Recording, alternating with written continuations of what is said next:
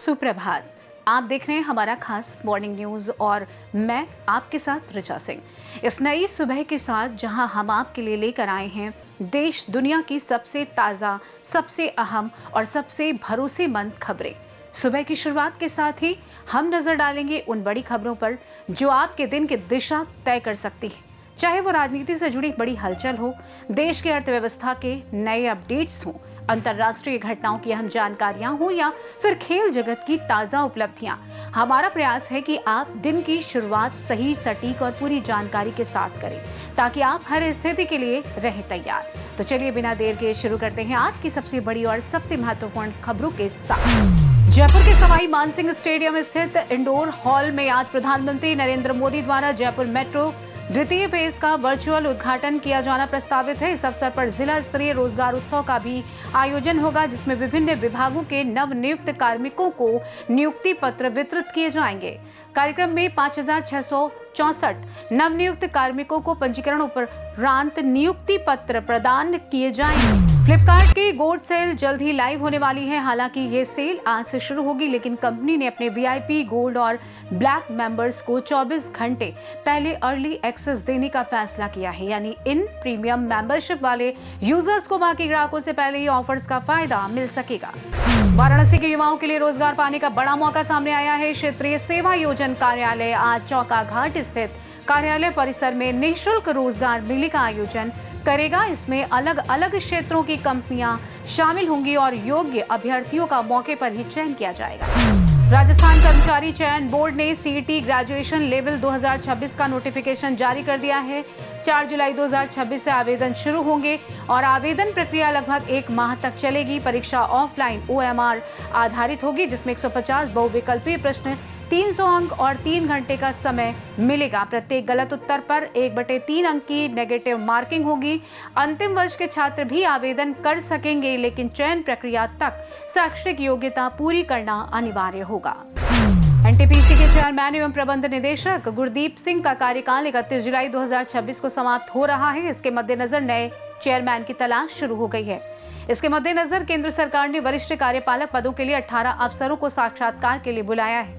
सभी 18 अफसरों का साक्षात्कार आज सुबह दिल्ली में होगा। सभी को तय समय से आधा घंटा पहले सभी मूल कागजात के साथ पहुंचने को कहा गया है। मुख्यमंत्री पुष्कर सिंह धामी के नेतृत्व में भाजपा सरकार के 5 वर्ष पूरे होने के उपलक्ष्य में प्रदेश भर में आज से 7 दिवसीय सेवा सप्ताह शुरू होगा। अभियान का शुभारंभ ऋषिकेश स्थित IDPL मैदान में आयोजित बृहद बहुउद्देशीय स्वास्थ्य शिविर से होगा जिसमें मुख्यमंत्री शामिल होंगे।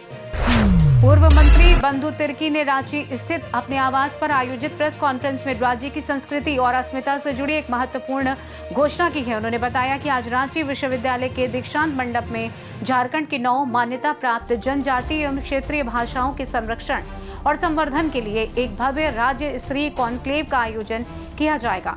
राज्य गठन के इतने वर्षों बाद ये पहला अवसर है जब संथाली, मुंडारी हो, कुड़ूक, खड़िया, नागपुरी, पंच परगानिया और खोरठा जैसी प्रमुख भाषाएं एक साझा मंच पर होंगी। अमेरिका अपनी स्वतंत्रता की 250वीं वर्षगांठ मना रहा है जिसे इतिहास का सबसे बड़ा 4 जुलाई माना जा रहा है। वॉशिंगटन DC के नेशनल मॉल में राष्ट्रपति डोनाल्ड ट्रंप एक विशाल रैली और अमेरिका को सलाम कार्यक्रम की मेजबानी कर रहे हैं। इस मौके पर दुनिया का अब तक का सबसे बड़ा आतिशबाजी शो आयोजित किया जा रहा है जिसमें लड़ाकू विमानों का फ्लाई ओवर और संगीत समारोह शामिल है।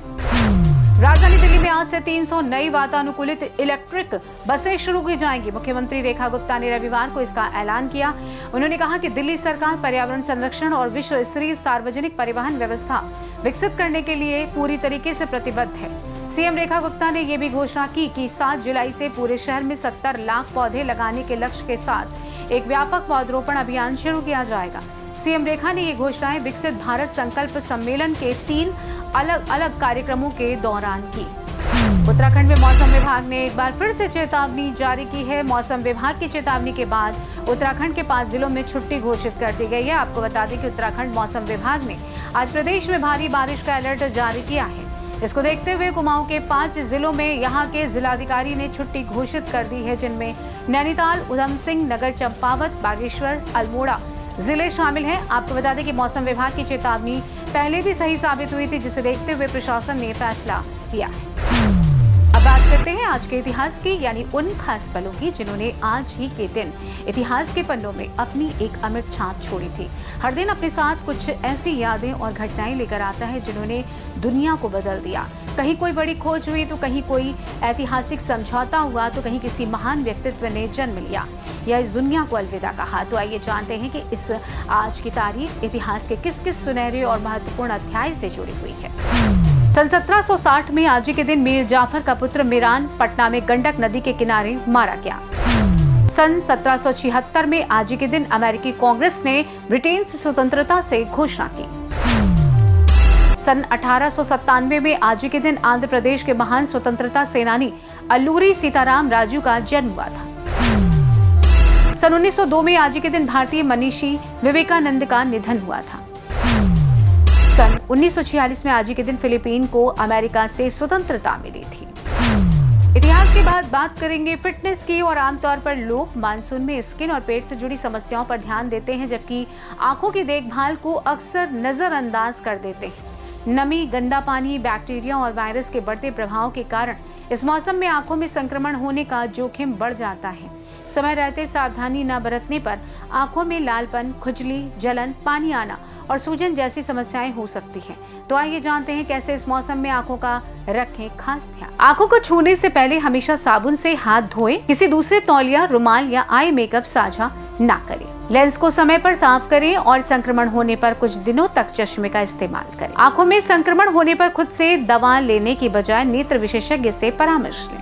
तो दोस्तों, ये तो थी आज की प्रमुख और अहम खबरें जिनके साथ हमने की आपके दिन की शुरुआत। उम्मीद है कि ये जानकारी आपके लिए उपयोगी रही होगी और आपको देश दुनिया की ताज़ा परिस्थितियों से अपडेट रखा होगा।